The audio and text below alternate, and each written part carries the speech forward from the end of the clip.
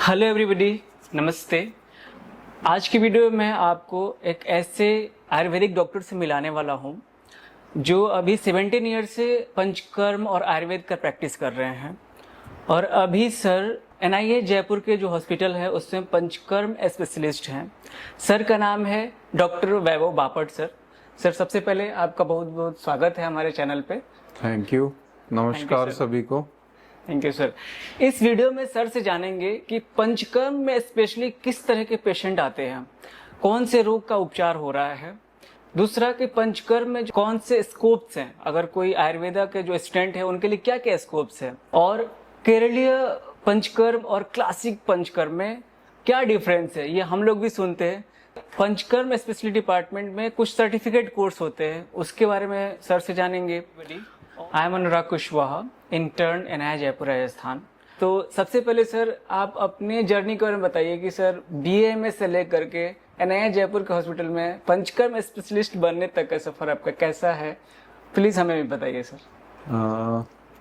जो मेरी जर्नी शुरू हुई है खास करके बीएमएस की, वो प्लस टू के बाद मेरा ये फोकस था कि मुझे एमबीबीएस में नहीं जाना था। ये एक बात क्लियर थी। मैं उस समय सोच रहा था कि कोई दूसरे कोर्सेस, फिर मेरे घर वालों का ये था क्योंकि हमारे घर में काफ़ी पशु है, घर वालों का फोर्स था कि आप वेटरनरी डॉक्टर बनो। लेकिन मैं चाहता था क्योंकि मेरी जो दादी की माता जी है, मतलब मेरी परनानी एक तरह से, तो वो वैद्य थी और वो लगभग मैंने उनको देखा है, वो 95 साल तक वो जिंदा थी। और वो कुछ उनके नुस्खे थे, वो अपने नुस्खों से काफ़ी लोगों को वो ठीक करती थी। और उनके पास, मतलब मैं बहुत छोटा था उस समय भी देखता था कि उनके पास दूर दूर से लोग आते थे। तब मेरे दिमाग में ये था कि मुझे भी आगे चल के ऐसा कुछ अच्छा लोगों की सेवा के लिए कुछ करना है। तो उसके बाद में फिर मेरा एडमिशन हुआ नागपुर में, श्री आयुर्वेद महाविद्यालय है नागपुर में, वहाँ से मैंने ग्रेजुएशन किया। अब ग्रेजुएशन के वक्त भी एक लक मानो या एक ईश्वर का आशीर्वाद मानो, एक दिन ऐसे ही हम लोग कॉलेज में, सेकंड ईयर की बात है, कॉलेज में ऐसे ही हम लोग बातें कर रहे थे। द्रव्य जो है, मतलब ड्रग देखना, उसका आइडेंटिफिकेशन ये करना। तब एक मेरे सीनियर आए, वो बोले आप अभी सेकंड ईयर में हो, अभी आपके पास समय है, तो किसी वैद्य के पास जाके आप पढ़ना शुरू करो, उनके पास जाके प्रैक्टिस करना शुरू करो। तो मुझे ईश्वर की कृपा से बहुत अच्छे वैद्य वहीं पे मिले। वैद्य आनंद टेम्भुर्णिकर उनका नाम है, नागपुर में आज उनकी बहुत अच्छी प्रैक्टिस है। तो उनके पास मैं यूजी सेकंड ईयर से लेके पूरा इंटर्नशिप कंप्लीट होने तक मैं रोज शाम का, मतलब दिन में मेरा कॉलेज का काम, बाकी पढ़ाई, और शाम का फिक्स था कि 7 से लेके 9:30-10 बजे तक वहाँ मैं जाता था। उनके यहाँ जो भी कर्म होते थे पंचकर्म से रिलेटेड, वो सारे असिस्ट करना, संडे के दिन भी पूरा दिन वहाँ रुक के सारे कर्म करना। तो ये चीज़ें सेकंड ईयर से मुझे सीखने को मिली। तो इसका ये बेनिफिट रहा कि मुझे पंचकर्म की कई सारी चीज़ें जो इंटर्नशिप में आके या इंटर्नशिप के बाद में हम लोग सीखते हैं, वो मुझे बहुत पहले से सीखने को मिली। उसके बाद में मुझे बहुत अच्छा एक अपॉर्चुनिटी मिली इंटर्नशिप में ही। मैं वैद्य प्रता जोशी है, उनका बहुत अच्छा नाम है, प्रभा आयुर्वेद फाउंडेशन एक है उनका, उनके यहाँ पे 1 महीना रह के वहाँ मैंने कई सारी पंचकर्म की विधाएं सीखी है। और उसके बाद में फिर इंटर्नशिप होते ही जैसे एग्ज़ाम हुई, एग्ज़ाम मैंने प्रिपेयर किया। उस समय मेरा फोकस ये था कि मुझे नागपुर में, मेरा ग्रेजुएशन हुआ है तो नागपुर के बाहर मुझे नहीं जाना है, तो बहुत उसके ऊपर मेरा फोकस नहीं था, बाहर के कॉलेजेस के ऊपर। लेकिन एक ये चीज़ें बोलते हैं, जो लिखा है वही होता है। तो हम दोनों रूममेट जो है तैयारी ऐसे करते थे। मेरा जो रूममेट था उसका फिक्स था कि उसे BHU जामनगर या महाराष्ट्र के बाहर के जो इंस्टीट्यूट है बड़े सेंट्रल इंस्टीट्यूट उसमें जाना है। और मेरा फोकस था कि यहीं के मुझे मिल जाए तो मैं अपना साइड बाय साइड जो प्रैक्टिस जा रहा हूँ उनके यहाँ मैं कंटिन्यू कर पाऊँ। तो लेकिन हुआ उल्टा, मेरा नागपुर छोड़ के बाकी सब जगह सिलेक्शन हुआ और उसका सिर्फ वहीं सिलेक्शन हुआ। तो लक की बात है, मैंने उस समय कभी सुना नहीं था नाम NIA क्या है। इससे पहले जस्ट एक जामनगर और जयपुर की एंट्रेंस टेस्ट एक साथ थी, इसलिए मैंने एंट्रेंस दिया। एंट्रेंस के बाद में फिर यहाँ काउंसलिंग जयपुर में थी, तो जयपुर में आके यहाँ का कॉलेज देखा, यहाँ का इंस्टीट्यूट और पंचकर्म डिपार्टमेंट देखा। उसके बाद में फिर तय किया कि मुझे यही एडमिशन लेनी है। तो फिर यहाँ एडमिशन हुआ। उसके बाद में फिर 3 साल यहाँ काफ़ी अच्छा रहा, काफ़ी चीज़ें सीखने को मिली। उसके बाद में फिर यहीं से मुझे श्री गंगानगर में असिस्टेंट प्रोफेसर के तौर पे मैं एक प्राइवेट इंस्टीट्यूट में गया था। वहाँ पे भी काफ़ी काम का मतलब वो इंस्टीट्यूट ऐसा था कि जहाँ आयुर्वेद या पंचकर्म के नाम पे उस समय कुछ भी नहीं था, लेकिन वहाँ रहते रहते 6-7 महीने बाद में वहाँ OPD अच्छी शुरू हो गई थी और काफ़ी पेशेंट्स और काफ़ी प्रोसीजर होने लग गए थे। स्टूडेंट्स को भी काफ़ी, आपके बदौलत, हाँ, स्टूडेंट्स को भी काफ़ी सीखने को मिला था। तो वो वहाँ का एक हॉस्पिटल शुरू हुआ, तो उनके मैनेजमेंट में एक किया था कि उनका एक वहाँ मल्टी स्पेशलिटी हॉस्पिटल था, तो उसमें भी उन्होंने एक पंचकर्म यूनिट बनाया था। तो मैं कुछ टाइम कॉलेज में और बाकी का इवनिंग का टाइम में पंचकर्म यूनिट में जाता था। फिर यहाँ की वैकेंसी आई और जैसे NIA मदर इंस्टीट्यूट है इसलिए मैंने अप्लाई किया, तैयारी की और सिलेक्शन हो गया। और यहाँ फिर 2017 से मैं पंचकर्म वैद्य के तौर पे यहाँ काम कर रहा हूँ। यहाँ पे भी काफ़ी अच्छा सीखने को मिल रहा है, काफ़ी अच्छा काम करने का एक्सपोजर है। आज की स्थिति ये है कि सबसे ज़्यादा प्रोसीजर जो है, जैसे लगभग हमारे 450 से 460 के आसपास हमारे रोज के प्रोसीजर्स होते हैं, OPD IPD मिला के, और अलग अलग तरह के प्रोसीजर्स यहाँ मॉनिटर करने का मुझे मौका मिल रहा है। तो इसलिए अभी पंचकर्म के हिसाब से काफ़ी अच्छा यहाँ काम चल रहा है। Thank you sir. अब नेक्स्ट में इस वीडियो में जानेंगे, अभी पंचकर्म के बारे में बहुत कुछ बाकी है सर, इस वीडियो में जानेंगे। सबसे पहले सर, इस पंचकर्म में किस तरह के पेशेंट ज़्यादा आते हैं, कौन से रोग का जो है ज़्यादा अच्छे से इलाज रोगी अपना उपचार लेकर के जा रहे हैं। तो सर हम जैसे कि AVN, ज्वाइंट पेन, पैरालिसिस, इस तरह के तो हम जानते हैं, लेकिन सर और भी जो चीज़ आप प्रैक्टिस में देख रहे हैं प्लीज़ हमें बताइए उसके बारे में। प्रैक्टिस में देखने की बात यह है कि अभी लोगों का अवेयरनेस काफ़ी बढ़ा है पंचकर्म के तरफ, और ख़ास करके हम देखेंगे तो लाइफस्टाइल रिलेटेड जो डिसीजेस है वो काफ़ी ज़्यादा आ रही है, और उससे जुड़े हुए, क्योंकि क्रोनिक लाइफस्टाइल डिसऑर्डर्स जितने भी है उसके लिए, और ख़ास करके डीजनरेटिव डिसऑर्डर जो है उसके लिए कॉन्टेम्प्ररी साइंस के पास बहुत पॉजिटिव कुछ ऐसा नहीं है, रेमेडीज नहीं है। वहाँ सिंपल सी बात है कि नी जॉइंट में अगर ये हो रहा है, ऑस्टियोआर्थराइटिस है, तो वहाँ उनके पास एक पर्टिकुलर स्टेज के बाद वो लोग सजेस्ट करेंगे कि आप इसमें सर्जरी ऑप्ट करो। लेकिन हमारी जो पैथी है आयुर्वेद या पंचकर्म के मदद से हम ये कर सकते हैं कि काफ़ी अच्छी रीजनरेशन के चांसेस होते हैं। आज ही एक केस है उसका, हालांकि उसको पिछले 7 साल से उसका AVN का ट्रीटमेंट चल रहा है, लेकिन आज की स्थिति उसकी ऐसी है कि वो बिल्कुल अपना सारा रूटीन एक्टिविटी कर लेती है। उसके MRI में भी चेंजेस आए हैं।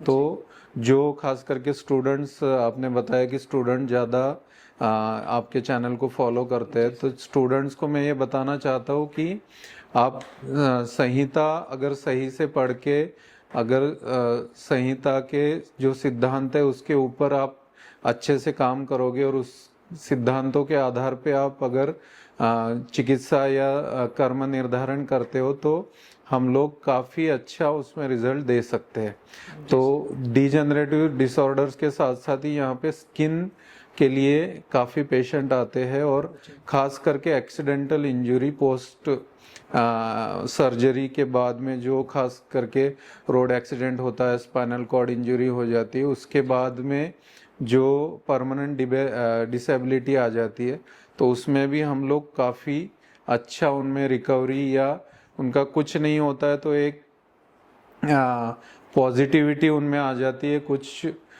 थोड़ा उनमें सेंसेशन डेवलप होने लगते हैं, तो उससे भी वो पॉजिटिव होते हैं, और कुछ प्रोसीजर अपने पंचकर्म के करने से उनका जो एक डिप्रेशन होता है वो भी कम हो जाता है। तो इसके ऊपर भी यहाँ काफ़ी अच्छा काम चल रहा है। जी, thank you sir. Sir, paraplegic patient एक मैंने देखा था यहाँ पे, वो जैसे पहले आते हैं वो व्हील चेयर पे आते हैं, लेकिन यहाँ से जब ट्रीटमेंट कुछ दिन चलता है उसके बाद वो खुद अपने पैरों पे चल के जाते हैं। यहाँ पे ये ऐसे ही पेशेंट रहे हैं। और जॉइंट पेन के लिए मैं खुद जानता हूँ सर, एक कोटा से पेशेंट आई थी, उनके चलना नहीं जा रहा था, नी पेन इतना होता था कि, और वो आज रिलीफ है कि मतलब खुश हैं वो आयुर्वेद के ट्रीटमेंट से। इसलिए जो भी पेशेंट हैं जिनको कुछ प्रॉब्लम है, क्रॉनिक डिजीज है, रिलीफ नहीं मिल रहा है उनको, तो आप एक बार कंसल्ट करें एनआई जयपुर में आकर के। सर, नेक्स्ट है सर कि पंचकर्म में क्या क्या स्कोप हो सकते हैं सर? मतलब जो स्टूडेंट्स है हाँ अभी जी सर। जो पढ़ रहे हैं उनके लिए हाँ जी सर। पंचकर्म में तो बहुत ज़्यादा स्कोप है। पंचकर्म के बारे में अगर देखा जाए तो हर कर्म के ऊपर एक एक स्पेशलिटी खुल सकती है, उसके ऊपर काम हो सकता है, और बिल्कुल। काफ़ी बड़ा स्कोप है। और इस पे एक एक डिसीज़ पे भी अगर कोई काम करता है तो भी बहुत बड़ा इस पे काम हो सकता है। और ख़ास करके जो आज के, मैंने जैसे बोला लाइफस्टाइल डिसऑर्डर्स है, तो आयुर्वेद में जो बोला है कि विरुद्धाहार सेवनजन्य व्याधियाँ, तो उससे होने वाली व्याधियों के पेशेंट कई सारे आते हैं। उसमें अम्लपित्त है, विसर्प है, मतलब स्किन डिसीजेस है, और ख़ास करके इनफर्टिलिटी है, इस तरह से मेल स्टेरिलिटी है। तो और कुछ ऐसे क्रॉनिक डिसीजेस है जिसके लिए एलोपैथी डॉक्टर्स भी सजेस्ट करते हैं कि हम इस पे अब कुछ नहीं कर पाएंगे, आप दूसरी पैथीज है उनकी हेल्प ले सकते हो। तो ऐसे चीज़ों में हमें एक लॉन्ग टर्म का पीरियड लेके 5 साल 7 साल के लिए उस पेशेंट का ट्रीटमेंट प्रोटोकॉल अगर हम प्लान करते हैं तो उनमें बहुत अच्छा पॉजिटिव रिस्पांस हमें देखने को मिलता है। Thank you sir. Sir, next question है सर कि पंचकर्म विभाग कुछ सर्टिफिकेट कोर्स करवाते हैं, तो सर उस कौन कौन उस सर्टिफिकेट कोर्स को कर सकता है, और उससे क्या फ़ायदे होते हैं सर्टिफिकेट कोर्स करते हैं तो? जैसे कि मैंने बोला था कि यहाँ एनआई जयपुर में पंचकर्म में काफ़ी एक्सपोजर है, काफ़ी स्टूडेंट को सीखने को मिलता है। अगर कोई लगन से सीखना चाहे तो यहाँ सीखने के लिए इतनी चीज़ें हैं कि वो 1 साल भी यहाँ लगाए तो भी उसके लिए कम है। तो इसीलिए हमने जो खास करके बीएमएस है, जो कहीं जॉब में है या कहीं प्रैक्टिस में है, या जो लोग अभी जिनका बीएमएस हो चुका है और जो प्रैक्टिस अपना सेटअप करना चाहते हैं, ऐसे लोगों के लिए 45 डेज का सर्टिफिकेट कोर्स हमने शुरू किया हुआ है। उसका नोटिफिकेशन आता रहता है, उसके बैचेस जो है वो चलते रहते हैं। और दूसरा एक है जो पंचकर्म टेक्नीशियन है, जो खास करके मैस्योर्स है, इनके लिए एक टेक्नीशियन कोर्स होता है, और वो कोर्स होता है +2 के बाद, और वो 1 साल का कोर्स है जिसमें सारा यहाँ मैक्सिमम उस पर फोकस होता है प्रैक्टिकल ट्रेनिंग का, और कुछ थ्योरी, क्योंकि दोनों चीज़ें आना ज़रूरी होता है। तो ये 2 कोर्सेज हम अभी फ़िलहाल हमारे चल रहे हैं, और कुछ बीच बीच में जैसे फॉरेनर्स के लिए भी कुछ कोर्सेज हम लोग रन करते हैं। Thank you sir. जो भी स्टूडेंट कोई भी पंचकर्म का सर्टिफिकेट कोर्स करना चाहता है वो एनआईए के ऑफिशियल वेबसाइट पे जाकर के विजिट कर सकते हैं, वहाँ पे आपको अपडेट मिल जाएगा। नेक्स्ट सर हम लोग का डाउट है सर, केरलीय पंचकर्म और क्लासिक पंचकर्म है, ये बहुत फेमस है सर, इसमें क्या डिफरेंस है? एक्चुअली पंचकर्म जो है, पंचकर्म में 5 कर्म आते हैं, वमन, विरेचन, बस्ती में 2 तरह की बस्ती और नस्य। जी। तो ये 5 कर्म आते हैं, ये क्लासिकल पंचकर्म है।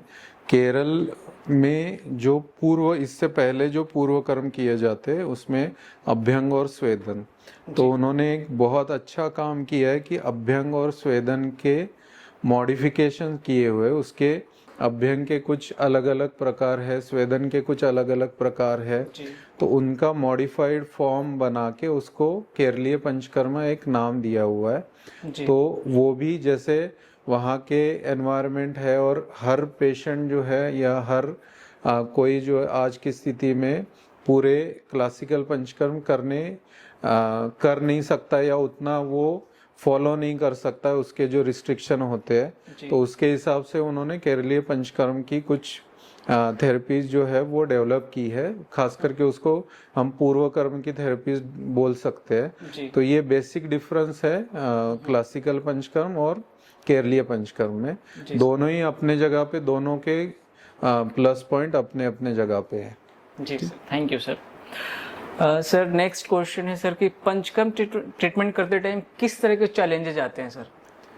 पंचकर्म ट्रीटमेंट करते समय सबसे बड़ा चैलेंज एक होता है, एक तो हमारे यहाँ खास करके एनआई की बात करें तो एनआई में अभी पेशेंट फ्लो बहुत ज़्यादा है, वेटिंग ज़्यादा है। तो पेशेंट को आईपीडी में रखने के लिए हमारे यहाँ वेटिंग होती है।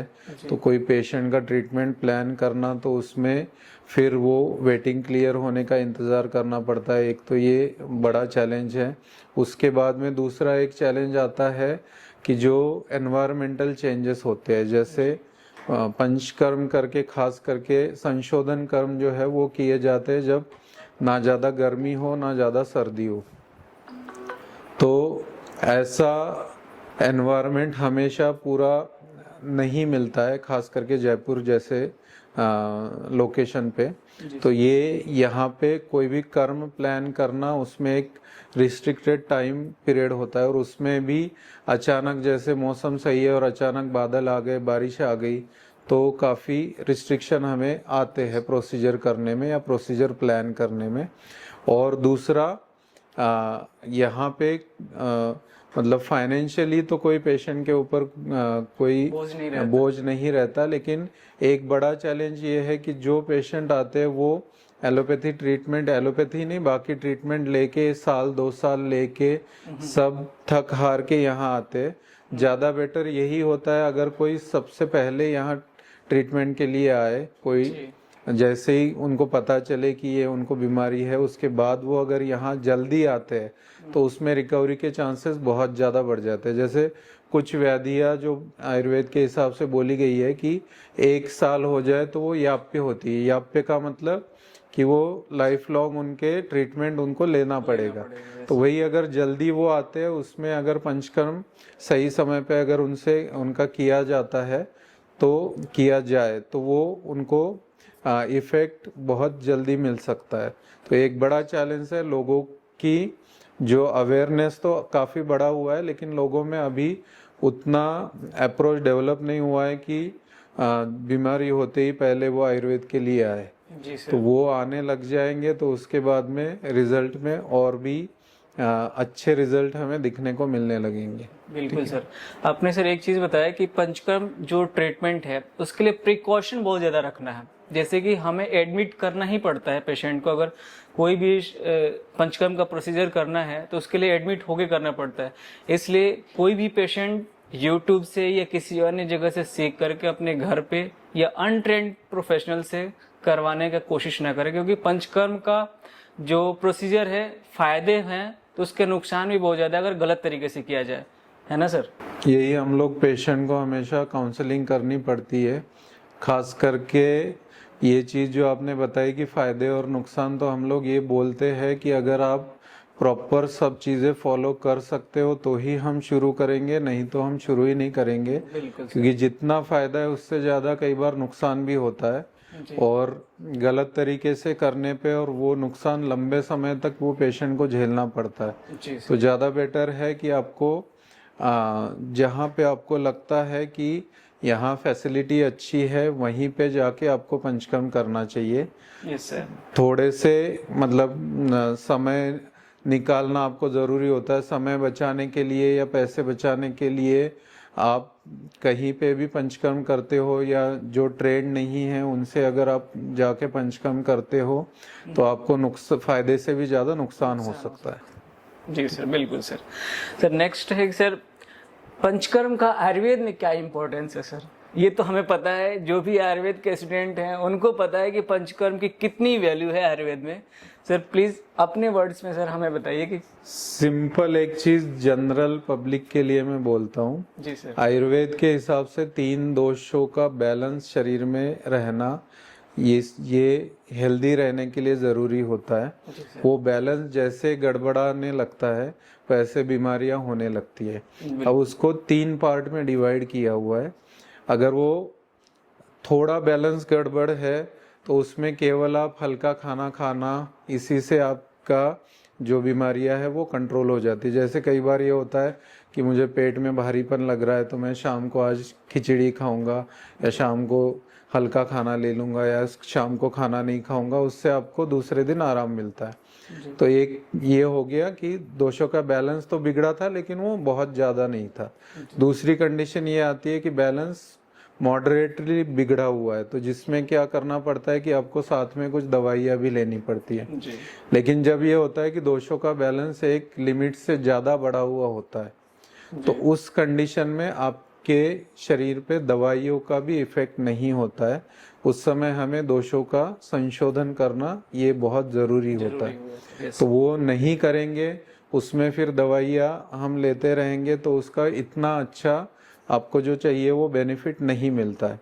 तो हमें यही असेसमेंट करने के लिए कि दोषों का बैलेंस कितना गड़बड़ है, ये आपको पंचकर्म वैद्य के पास जाके आपको देखना पड़ेगा, खुद का असेसमेंट करना पड़ेगा। उसके बाद ही फिर, और इसीलिए बोला हुआ है कि आयुर्वेद में कि ऋतु के हिसाब से सीजनल पंचकर्म करने के लिए, यहाँ पे सीजनल पंचकर्म के हम लोग कैंप लगाते हैं, फ्री होते हैं वो। और उसमें जिनको कोई पर्टिकुलर बीमारी नहीं है उनके लिए ये कैंप रखते हैं कि जैसे ये जो दोषों का बैलेंस होता है ये इम्बैलेंस होने के लिए बाहर का एनवायरनमेंट भी कारण होता है। एक आपका आहार और एक एनवायरनमेंट। तो जब एनवायरमेंटल चेंजेस आते हैं तो उसमें हेल्दी इंडिविजुअल जो है उनमें भी कुछ चेंजेस होते हैं। तो उस समय अगर वो पंचकर्म कर लेते हैं तो आगे उनका फिर बैलेंस जो है वो बिगड़ता नहीं जाता है। नहीं तो क्या, हर साल थोड़ा थोड़ा ये गड़बड़ी चलती रही, थोड़ी गड़बड़ी बढ़ी कम हुई, ये लंबे समय तक अगर ध्यान नहीं दिया तो फिर आगे चल के बड़ी कोई बीमारियां हो सकती है। तो सीजनल पंचकर्म इसीलिए किए जाते हैं कि आगे चल के कोई बड़ी बीमारियां होने का जो खतरा है वो कम हो जाए। बिल्कुल ठीक। आयुर्वेद का 2 प्रयोजन है सर, कि जो स्वस्थ व्यक्ति हैं उनके स्वास्थ्य की रक्षा करना, और दूसरा है जो रोगी हैं उनका ट्रीटमेंट करना। पंचकर्म डिपार्टमेंट जो अरेंज कर रहे हैं फ्री ऑफ कॉस्ट में सीजनल जो पंचकर्म प्रोसीजर करा रहे हैं वो इसी का है कि एक तो जो रोगी यार उनका तो ट्रीटमेंट हो ही रहा है, साथ साथ सीजनली पंचकर्म फ्री में किया जा रहा है ताकि जो बीमार नहीं है उनको कभी बीमारी ना हो। सर इसके लिए बहुत बहुत धन्यवाद सर। और सर लास्ट में आयुर्वेद के जो भी डॉक्टर्स हैं, स्टूडेंट हैं, उनके लिए कोई मैसेज देना चाहते हैं सर? तो उनके लिए मैसेज एक ही है कि सिद्धांत, आयुर्वेद के जो सिद्धांत है उस पे फोकस करके आप कर्म निर्धारण करते हैं। खास करके पंचकर्म करने के पीछे क्या लॉजिक है, ये क्या सिद्धांत है, उसको देख के अगर कर्म का निर्धारण करते हैं तो पंचकर्म ऐसी आयुर्वेद की एक चिकित्सा पद्धति है जिसमें आप इमीडिएट पेशेंट को रिलीफ दे सकते हो। खास करके पेन मैनेजमेंट के लिए पंचकर्म में कुछ ऐसी विधाएं हैं जो तुरंत उससे रिलीफ मिल सकता है। लेकिन आपका मतलब वो जो जैसे आयुर्वेद में बोला है रोगम आदौ परीक्षे ततोनंतरम औषधम, तो सबसे बड़ी गलती जो होती है सभी स्टूडेंट्स की वो यही होती है कि वो रोग परीक्षा प्रॉपर नहीं डायग्नोसिस नहीं करते और सीधे ट्रीटमेंट पे फोकस करते हैं। तो ट्रीटमेंट सेकंड पार्ट है, फर्स्ट पार्ट है प्रॉपर अपने हिसाब से पेशेंट का डायग्नोसिस करना। तो वो करके कर्म निर्धारण करेंगे तो हमेशा जो है वो आपको यश मिलेगा और पेशेंट को भी अच्छा लाभ मिलेगा। Thank you so much sir. ये वीडियो के लिए सर आपने अपने बिजी शेड्यूल से समय दिया, हम लोगों के लिए आपने टाइम दिया, इसके लिए बहुत बहुत धन्यवाद sir. Thank you so much. धन्यवाद। और आप लोग को ये वीडियो कैसा लगा कमेंट करके जरूर बताइएगा। अगर आपको कोई डाउट है या किसी भी तरह का आप किसी डिजीज से ग्रसित हैं और आपको कुछ जानना है कि यहाँ पे ट्रीटमेंट हो सकता है कि नहीं, आप मुझे कमेंट करके बताइए या मेल करिए, मैं सर से कंसल्ट करके आपको बता दूंगा, क्योंकि बहुत सारे लोग हैं जो दूर रहते हैं। इस वीडियो में इतना ही। Thank you so much for watching till then. Thank you so much.